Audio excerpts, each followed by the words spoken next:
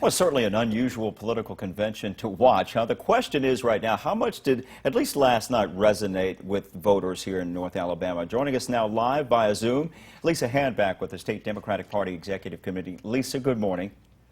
Good morning, you guys. Good morning to you. Here we are in a state, Donald Trump, as you know, won by more than 30 points in 2016, or about 30.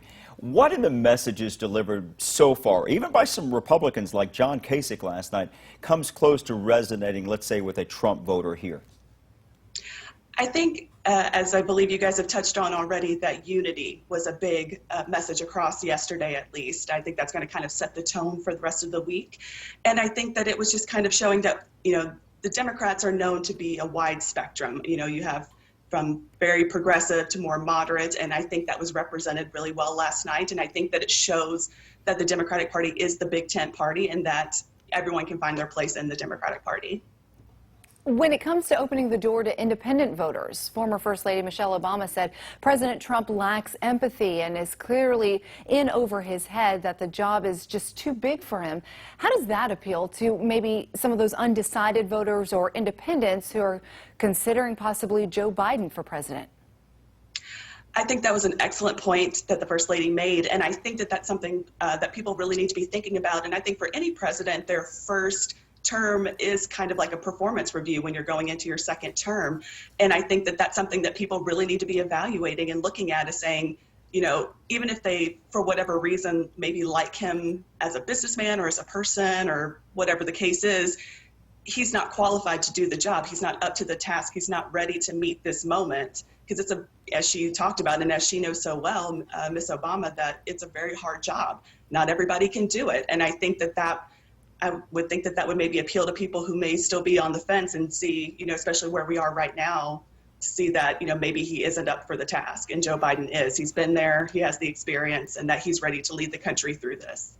We know Alabama Senator Doug Jones, one of the few who did not mention President Trump by name last night, talked about politicians who try to pit us against each other, but he tried to keep his message hopeful. What's your thoughts about this? I thought Senator Jones was wonderful last night. I've seen him speak several times recently, and I think he's very on message back from where he was in 2017 to now. And I think, again, it's unity. I mean, his slogan is One Alabama, and I think that that's kind of what he touched on last night. Not only are we one Alabama, we're also one country. We're all in this together, and regardless of partisan politics, there's common ground that can be found across both aisles. And I think that was really important that he talked about that in Alabama and across the nation. It's early. We still have the rest of the week to go. It's just unusual, isn't it, Lisa, not to see the crowds out there, and so on. It's just a different kind of feel to a convention, right? It is. It's strange hearing these really great and powerful speeches to be followed by silence. It was a little strange to experience that. But I think it also, sometimes it can, the messaging, I think, can kind of get lost in the noise sometimes in the convention if you're just watching it at home.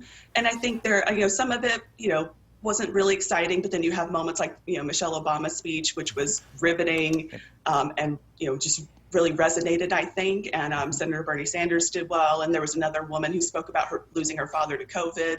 So there were some really great moments, I think. So it's just different. It's definitely, it's 2020.